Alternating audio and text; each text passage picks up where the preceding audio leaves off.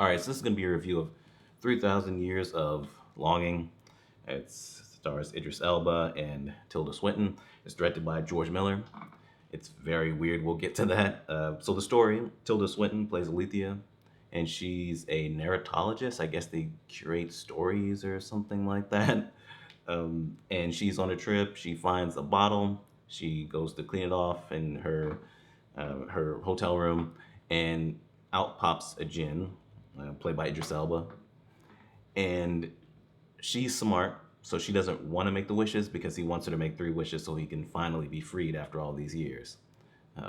She, being a narratologist, she knows all the stories. She knows that usually whenever characters are have a genie or something, they're meant to make wishes. It usually doesn't turn out well. It's supposed to be a cautionary tale most of the time. So to persuade her to make the wishes, he tells stories of his past and how he got put in the bottle in the first place to show how things really go wrong when people don't finish the wishes. So I don't think this movie really works, at least not completely, but there are some good things here. It's shot really well, really great cinematography. It's a great looking movie.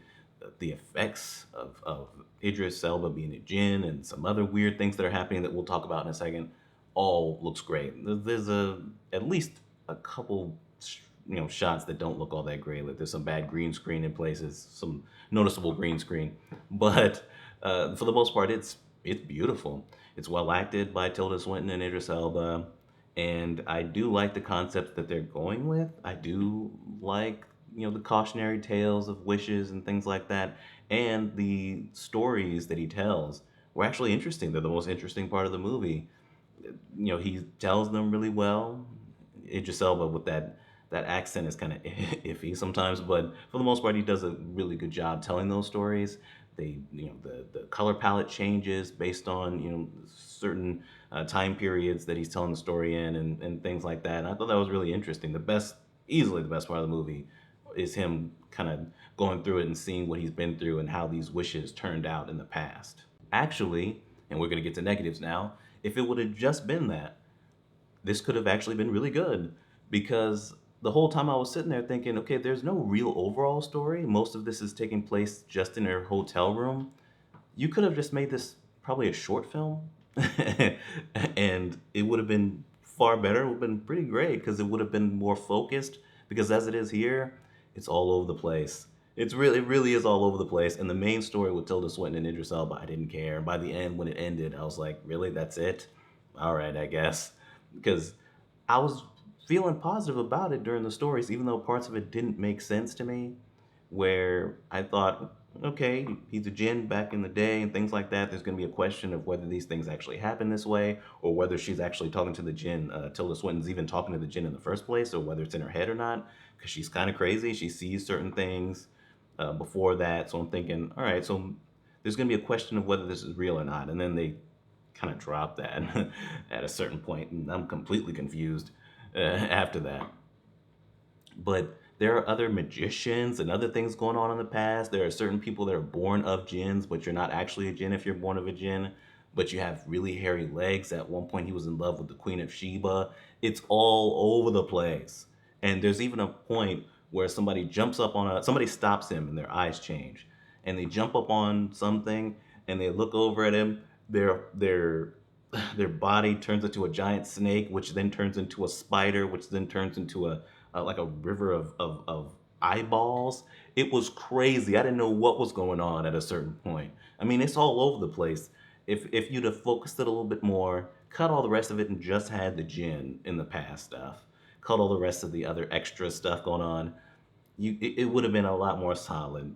And this is based on a short story apparently, and it's like, well, yeah, because there's only a short story's worth of content here, of story here, and everything else. It kind of feels like it's meandering after those stories where she gets into an argument with some bigoted neighbors. I mean, really heavy-handed stuff there, which feels completely forced into the movie. I was like, where is this going? What are we doing here? Like the ending I thought was really weak with what happens with her and the gin.